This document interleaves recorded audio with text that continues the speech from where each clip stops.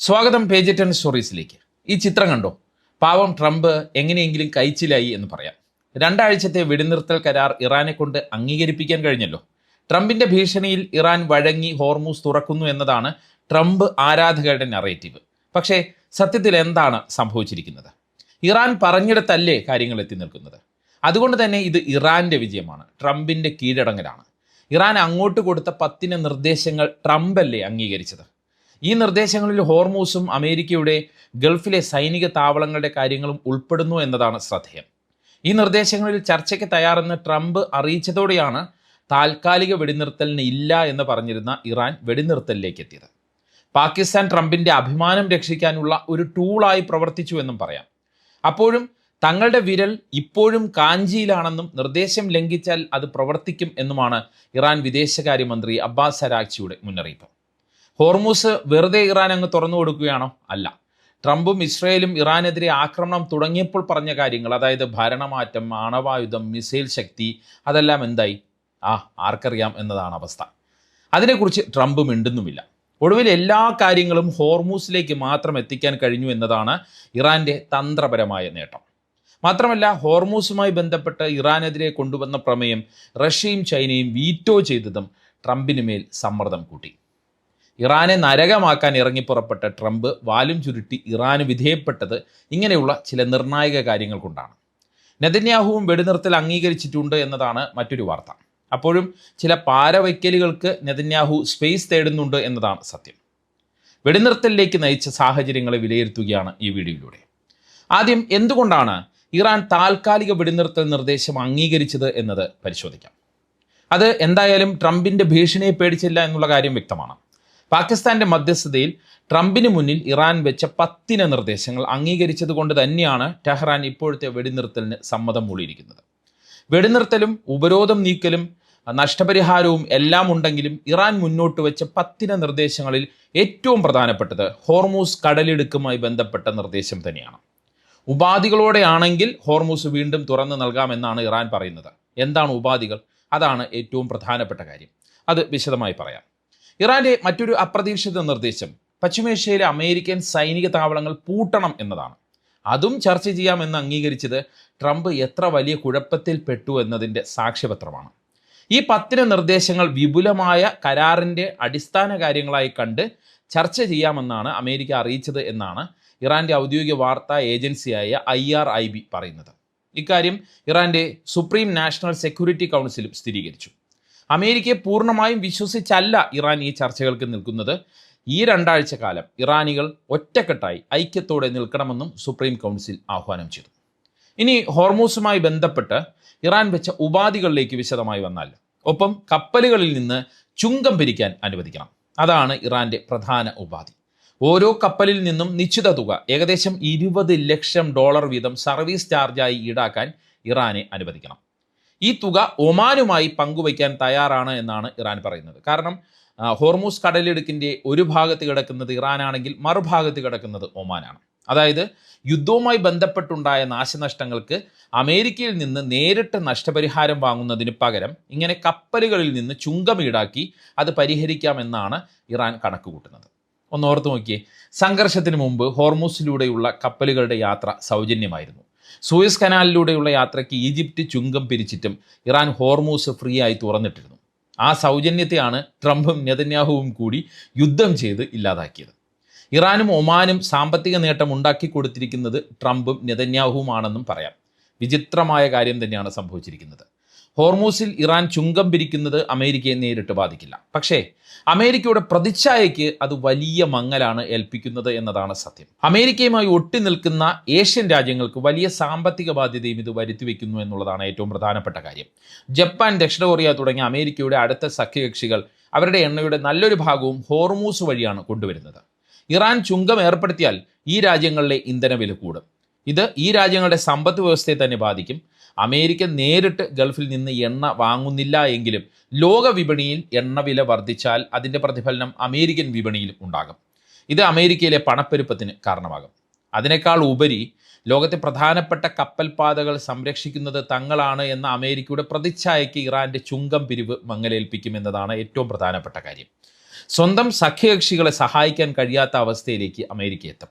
ഇസ്രയേലിനാണെങ്കിൽ ഇത് സാമ്പത്തിക ബാധ്യത എന്നതിനേക്കാൾ ഉപരി സുരക്ഷാ ഭീഷണിയാണ്.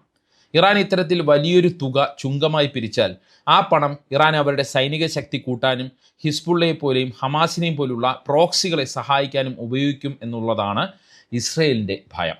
അതായത് ഇറാൻ ഈ ചുങ്കം വഴി അമേരിക്കയെ നേരിട്ട് അല്ല എങ്കിലും അവരുടെ ആഗോള സ്വാധീനത്തെയും സഖ്യകക്ഷികളെയും മുൾമുനയിൽ നിർത്തുകയാണ് ചെയ്യുന്നത് എന്ന് തന്നെ പറയാം. ഇറാൻ ഹോർമൂസ് വെച്ച് ട്രംപിനെ പൂട്ടിയെന്ന് വിശകലന വിദഗ്ധർ ആവർത്തിക്കുന്നതും ഇതുകൊണ്ട് തന്നെയാണ്. ഹോർമൂസിനെ ഇറാൻ കൃത്യമായി ഉപയോഗിച്ചു എന്ന് തന്നെ നമുക്ക് കാണാം. ഗൾഫ് മേഖലയിൽ നിന്ന് അമേരിക്കൻ സൈനികരെ പിൻവലിക്കണമെന്ന നിർദ്ദേശം അമേരിക്കയെ സമ്മർദ്ദത്തിലാക്കി അതുവഴി മറ്റ് നിർദ്ദേശങ്ങൾ അംഗീകരിപ്പിക്കാൻ ഇറാൻ മുന്നോട്ട് വെച്ചതാണ് എന്നുള്ളതാണ് പൊതുവെയുള്ള വിലയിരുത്തൽ.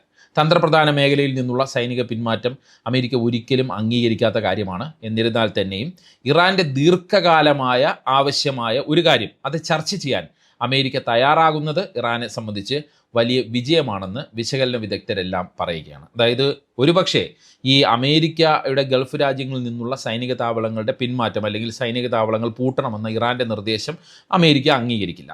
അപ്പോഴും ഹോർമൂസ് പോലുള്ളത് അംഗീകരിക്കേണ്ടി വരുന്ന ഒരു സാഹചര്യത്തിലേക്ക് അമേരിക്കയെ ഇറാൻ കൊണ്ടെത്തിക്കുന്നു എന്നുള്ളതാണ് വിശകലന വിദഗ്ധരെല്ലാം പറയുന്നത്. 10 നിർദ്ദേശങ്ങളിൽ യുറേനിയം സമ്പുഷ്ടീകരിക്കാനുള്ള ഇറാൻ്റെ അവകാശം അംഗീകരിക്കുക എന്നതും ഉണ്ട്. മാത്രമല്ല അമേരിക്കയുടെ എല്ലാ ഉപരോധങ്ങളും നീക്കം ചെയ്യുക, ഇറാനെതിരെയുള്ള ഐക്യരാഷ്ട്രസഭ സുരക്ഷാ കൗൺസിലിൻ്റെയും അന്താരാഷ്ട്ര ആണവോർജ്ജ ഏജൻസികളുടെയും ഉപരോധങ്ങൾ അവസാനിപ്പിക്കുക തുടങ്ങിയവയുമുണ്ട്.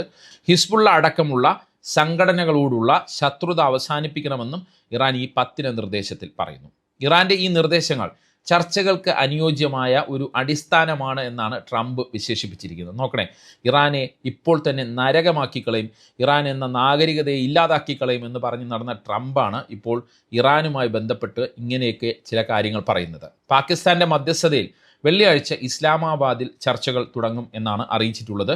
ഇത് 2 ആഴ്ച വരെ നീണ്ടു നിൽക്കുമെന്നാണ് പ്രതീക്ഷിക്കുന്നത്. ഇറാൻ്റെ ഇത്തരം നിർദ്ദേശങ്ങൾ അംഗീകരിക്കാൻ ട്രംപിനെ പ്രേരിപ്പിച്ച മറ്റൊരു ഘടകം നയതന്ത്രപരമായ ഒരു തിരിച്ചടിയാണ്. റഷ്യയും ചൈനയും ചേർന്നാണ് അമേരിക്കയ്ക്ക് ആ തിരിച്ചടി നൽകിയത് എന്നതാണ് ശ്രദ്ധേയമായ കാര്യം.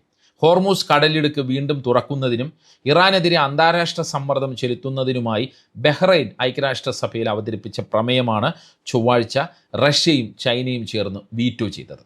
സൈനിക നടപടിക്ക് പരോക്ഷമായി അനുമതി നൽകുന്ന വാചകങ്ങൾ ഈ പ്രമേയത്തിലുണ്ട് എന്ന് റഷ്യയും ചൈനയും വാദിച്ചു. അമേരിക്കയും ഇസ്രയേലും നടത്തുന്ന നീക്കങ്ങൾക്ക് പൂർണ്ണ അധികാരം നൽകുന്നതാണ് ബഹ്റൈൻ്റെ ഈ പ്രമേയമെന്ന് റഷ്യൻ പ്രതിനിധി ആരോപിച്ചു. എന്തായാലും ഐക്യരാഷ്ട്രസഭയിലൂടെ ഹോർമൂസിൽ ഇറാന് തിരിച്ചടി കൊടുക്കാൻ വേണ്ടി അമേരിക്ക ബഹ്റൈൻ വഴി നടത്തിയ നീക്കം കൂടി റഷ്യയും ചൈനയും ചേർന്ന് പരാജയപ്പെടുത്തിയതോടെയാണ് ഇറാൻ്റെ എല്ലാ നിർദ്ദേശങ്ങളെയും അംഗീകരിക്കാൻ ട്രംപ് തയ്യാറായത് എന്നതാണ് സത്യം. അതായത് ഉപരോധം നീക്കാൻ UN-ൽ നിന്ന് പിന്തുണ കിട്ടാത്തതും റഷ്യയും ചൈനയും ഇറാനെ പൂർണ്ണമായും പിന്തുണച്ചതും ട്രംപിനെ കുരുക്കിലാക്കി എന്ന് നമുക്ക് വിലയിരുത്താം. ഇതെല്ലാം പരിഗണിക്കുമ്പോൾ 2 ആഴ്ചത്തെ വെടിനിർത്തലിലൂടെ ഇറാനാണ് തന്ത്രപരമായ വിജയം നേടിയത് എന്നാണ് നമുക്ക് വിലയിരുത്താൻ കഴിയുക. അമേരിക്കയും ഇസ്രയേലും ലക്ഷ്യമിട്ടതുപോലെ ഇറാൻ്റെ ആണവ കേന്ദ്രങ്ങൾ തകർക്കാനോ ഭരണമാറ്റമുണ്ടാക്കാനോ ഈ യുദ്ധം കൊണ്ട് സാധിച്ചില്ല എന്നതാണ് ഏറ്റവും പ്രധാനപ്പെട്ട കാര്യം.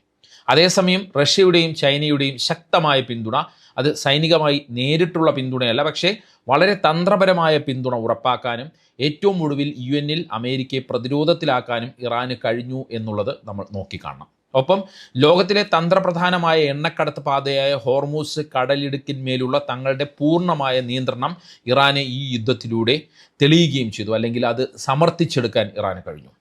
ആഗോള സാമ്പത്തിക വ്യവസ്ഥയെ തന്നെ സ്വാധീനിക്കാൻ തങ്ങൾക്ക് കഴിയുമെന്ന് ലോകത്തെ ബോധ്യപ്പെടുത്താൻ ഇറാന് സാധിച്ചു എന്നും വിലയിരുത്താം. ഹോർമൂസിൽ നിന്ന് ചുങ്കം കൂടി പിരിച്ചാൽ കടലിടുക്കിന്മേലുള്ള ഇറാൻ്റെ അവകാശം പൂർണ്ണമാവുകയും ചെയ്യും.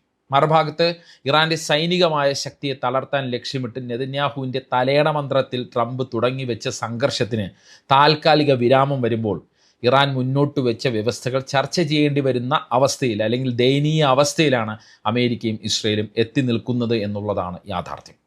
അതിനിടയ്ക്ക് പുതിയ കുഴിത്തിരിമ്പുമായി നെതന്യാഹു രംഗത്ത് വന്നു എന്നതും നമ്മൾ കാണാതെ പോകരുത്. ഇറാന് നേരെയുള്ള 2 ആഴ്ചത്തെ വെടിനിർത്തൽ ട്രംപ് പറഞ്ഞതുകൊണ്ട് അംഗീകരിക്കുന്നു. പക്ഷേ അതിൽ ലെബനോനിലെ ഹിസ്ബുള്ളയ്ക്കെതിരായ വെടിനിർത്തൽ അംഗീകരിക്കാൻ കഴിയില്ല എന്നാണ് നെതന്യാഹു ഇപ്പോൾ പറയുന്നത്. പിന്നാലെ ലെബനോനെതിരെ ആക്രമണം നടത്തുകയും ചെയ്തു. അതായത് എങ്ങനെയെങ്കിലും സമാധാന നീക്കങ്ങളെ അട്ടിമറിക്കാനാണ് നെതന്യാഹു വീണ്ടും വീണ്ടും നോക്കുന്നത് എന്നുള്ള കാര്യം വ്യക്തമാണ്. അതാണ് അയാളുടെ ചരിത്രം.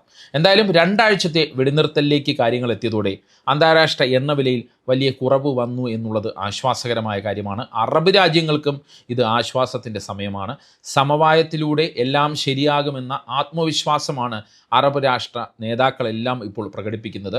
അങ്ങനെ തന്നെ ഉണ്ടാകട്ടെ എന്ന് നമുക്ക് പ്രത്യാശിക്കാം. എല്ലാം നല്ല നിലയിൽ എത്തിത്തീരട്ടെ എന്ന് നമുക്ക് ആശിക്കാം. പേജ് 10 സ്റ്റോറീസിൻ്റെ വീഡിയോകളെക്കുറിച്ചുള്ള അഭിപ്രായങ്ങൾ കമൻറ്റ് ചെയ്യുക. മറ്റൊരു അപ്ഡേറ്റുമായി വീണ്ടും കാണാം. നന്ദി, നമസ്കാരം.